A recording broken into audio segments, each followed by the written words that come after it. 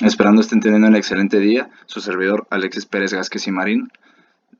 Les presentaré nuestro trabajo titulado Análisis por microscopía electrónica de transmisión de nanoestructuras de carbono sintetizadas a base de precursores biorrenovables.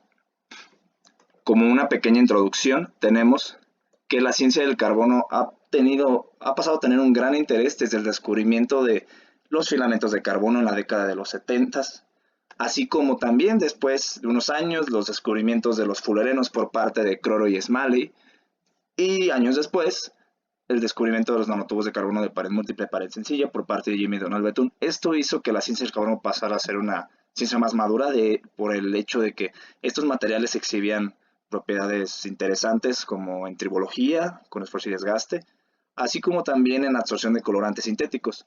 Se tiene una pequeña línea del tiempo en donde se tienen los descubrimientos, como mencionaba, los filamentos de carbono, los fullerenos, los nanotubos de carbono de pared múltiple, pared sencilla, los primeros estudios acerca del dopaje con nitrógeno, en donde se puede apreciar cómo se introduce el heteroátomo en la estructura del nanotubo, y como último el descubrimiento del grafeno en el 2010 por parte de los científicos Hein y Novoselov, los cuales fueron galardonados con el Premio Nobel de Física. En la actualidad se tiene que la síntesis de estos nanomateriales se realiza utilizando precursores de carbono contaminantes no renovables y también riesgosos para el que los está sintetizando, como lo pueden ser el benceno, el tolueno, el gileno. Por ende, se buscan las alternativas de usar precursores biorrenovables y más amigables con el ambiente, así de no ser tan tóxicos, como puede ser el biogás, un producto sintetizado con base a residuos de una cadena de restaurantes, en una reacción anaerobia, en un reactor UASP modificado, el cual se obtiene con unas composiciones aproximadas de 70% de metano, 28% de dióxido de carbono y un 2% de ácido sulfídrico, así como el aguarrás, un producto de destilación de la brea de pinos michoacanos, el cual tiene una composición aproximada de 80-84% de alfa-pineno, entre 10 y 14% de beta-pineno y el porcentaje restante de otros terpenos como el limoneno. Estos dos precursores son biorrenovables, son de fácil obtención, son económicos y no son tóxicos. Entonces los hace atractivos para la síntesis de estas nanoestructuras. De acuerdo a estudios preliminares, se ha determinado que los soportes mesoporosos, en este caso como la SB15, aumentan en gran medida los centros activos de los catalizadores metálicos para el crecimiento de estas nanoestructuras. También se ha determinado que metales de transición como el cobalto o el molibdeno tienen una actividad catalítica muy alta, lo cual los hace atractivos para el desarrollo de un catalizador bimetálico soportado. Como se mencionó, desde la década de los 60 ya se conocía que el nitrógeno y el boro eran dopantes naturales, pero no fue hasta la década de los 90 donde G. Verloc reportaron los primeros estudios analizando el efecto de dopaje en los nanotubos de carbono. ¿Qué es el dopaje? A grandes rasgos, el dopaje con un heteroátomo es adicionar estos átomos del heteroátomo, como pueden ser nitrógeno, fósforo, silicio, azufre, a la red del nanotubo de carbono, hablando de nanotubos de carbono, en donde este dopaje, esta adición de estos heteroátomos, va a tener un efecto en el comportamiento de nuestro nanotubo de carbono. Estudios realizados han determinado que la adición de nitrógeno a la estructura tiende a aumentar la capacidad absortiva contra colorantes sintéticos catiónicos. Como metodología, tenemos que para la síntesis de las nanoestructuras de carbón existen diferentes técnicas.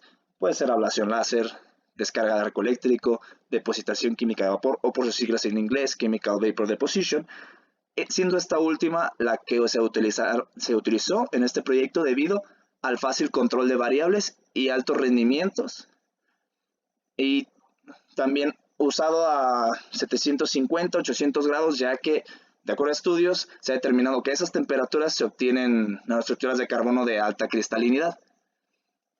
La síntesis se va a dividir en dos, para las nanoestructuras toroidales y para los nanotubos de carbono puros y dopados con nitrógeno. Para las estructuras toroidales se utilizó un flujo de biogás de 7 litros por minuto a una temperatura de 750 grados, utilizando nuestro catalizador bimetálico de cobalto y molibdeno soportado en SB15. Para la síntesis de los nanotubos de carbono se utilizó aguarrás como precursor de carbono y ferroceno como catalizador a 800 grados y 5 litros por minuto de gas de arrastre. ¿Por qué gas de arrastre? Como se puede ver en esta imagen, tenemos nuestro horno tubular con nuestro tubo de cuarzo, debido a que este material soporta altas temperaturas, nuestro sistema de nebulización, el cual nosotros inyectaremos nuestra solución, y nuestro gas de arrastre lo que hará va a ser nebulizar esta solución dentro del reactor para que ocurra una pirólisis. Tenemos aquí un esquema de lo que es nuestra técnica CVD, cual tenemos nuestro horno tubular, nuestro tubo de cuarzo, se introduce nuestro precursor de carbono a una temperatura de 500 a 1200 grados y dentro está nuestra canaleta de calcinación con nuestro catalizador. Para la metodología de la síntesis de la SBA15, como se mencionó, se realiza por el método Sol-Gel, en el cual nosotros realizamos una mezcla de ácido clorhídrico concentrado, agua destilada, tetraortotilsilicato o TEOS y Pluronic P123 como surfactante. Esta se deja quitar por 24 horas, se pone a secar por 24 horas, después se filtra, se seca, se calcina y después se tritura. Para la adición de nuestra fase activa, en este caso nuestros metales, se realizan la dilución de las sales de tanto cobalto y molibdeno para después añadirse por el método de impregnación de llenado de poro, el cual gota a gota se adiciona a nuestro soporte, después se calcina y después en nuestro horno se hace fluir un flujo de hidrógeno, el cual los va a llevar a una fase metálica. Para la síntesis de nuestros nanotubos de carbono puros y dopados, tenemos nuestro horno tubular, como se mencionó, nuestro sistema de nebulización y a nuestra solución de ferroceno con aguarrás se añade el correspondiente a 5% en volumen de piridina o imidazol. Como resultados se tienen 4 nanoestructuras de carbono diferentes sintetizadas por nuestros métodos. Como se puede apreciar, en la número 1 se tienen estas nanoestructuras toroidales. De hecho, se formaron grandes cúmulos de estos con un rango de paredes de entre 5 a 15 y diámetros de entre 10 a 30 nanómetros.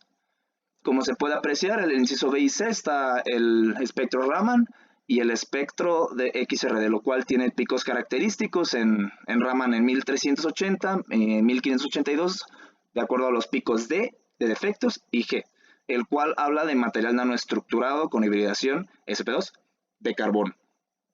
En el C, en el espectro XRD, se puede apreciar la presencia del pico en 26 grados correspondiente al plano grafítico 002, así como pequeños picos en 44 y 54 correspondiente a los planos grafíticos 001 y 400, si no mal recuerdo.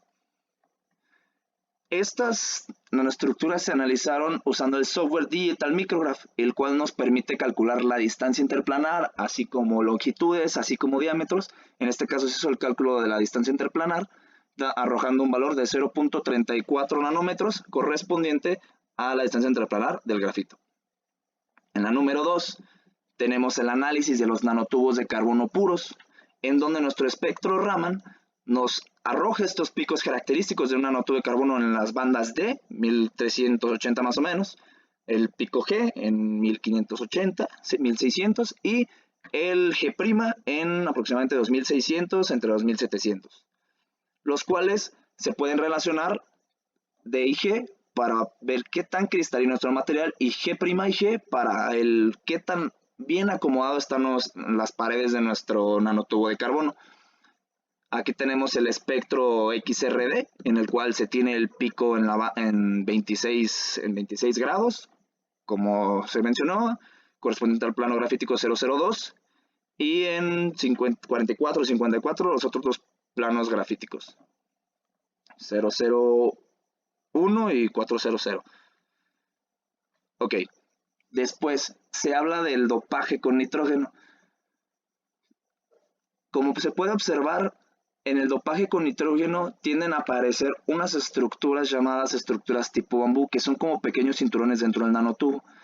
Esto es provocado por la presencia del nitrógeno y que éste se adiciona a la estructura del nanotubo de carbono. Como se puede apreciar en el espectro Raman, nuestro pico de defectos tiende a aumentar, porque Raman considera la adición de nitrógeno como un defecto sustitucional, así como el pico en 26 grados tiende a aumentar su valor de ancho medio debido a esta pérdida de cristalinidad. Como se puede apreciar, el nanotubo de carbono dopado con imidazol y el puro, se aprecia que el apilamiento de paredes y la cristalinidad se ven comprometidas por la adición del nitrógeno. Entonces, aunque se ve que se formaron menos paredes, que es de menor diámetro, pero sí se nota el decremento en la cristalinidad, como también se puede apreciar en los nanotubos de carbono dopados con imidazol, en el número 4. El espectro Raman tiene un pico de efecto alto debido a la adición del nitrógeno.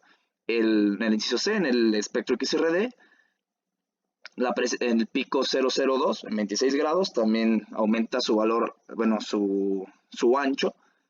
Y también se utilizó el software Digital Micro con efecto de calcular el tamaño de estos compartimientos, se les llama, a estos distancias entre cinturón y cinturón dentro del nanotubo de carbono, en el cual se obtuvieron varios valores dependiendo del dopaje con pirina y dopaje con imidazol, donde en el imidazol son más frecuentes, debido a que el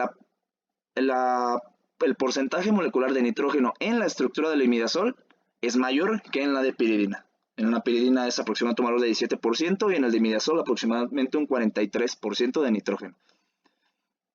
Como conclusión, se tiene que las nanoestructuras de carbono sintetizadas exhibieron una alta cristalinidad en el caso de los nanotubos de carbono. En el caso de los nanotoroides fue una cristalinidad menor debido a pues, las irregularidades en las paredes, así como al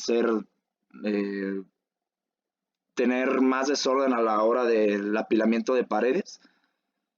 Pero también el análisis de la microscopía electrónica de transmisión es de vital importancia en el análisis de las nanoestructuras de carbono, debido a que nosotros al realizar un análisis por Raman podemos darnos cuenta de muchas cosas. En este caso, si hubo adición de nitrógeno porque aumentó el pico de defecto. En el caso de XRD, porque aumentó el pico en 26, y aparecen otros picos donde, de acuerdo a la bibliografía, hablan sobre mezclas de fierro con nitrógeno. Pero la microscopía electrónica de transmisión nos da la comprobación de estas nanoestructuras, porque nos permite ver la morfología de las mismas. En este caso, ver las estructuras tipo bambú de los nanotubos dopados con nitrógeno, vernos hasta estructuras toroidales o el buen apilamiento de paredes de nuestros nanotubos de carbono. Es por ende que la importancia de esta técnica en el análisis de nanoestructuras de carbono, así como el uso de precursores de carbono biorrenovables como el aguarrás y el biogás, son atractivos para la síntesis de nanoestructuras de carbono a pesar de ser económicos, biorenovables y de fácil obtención. Muchas gracias.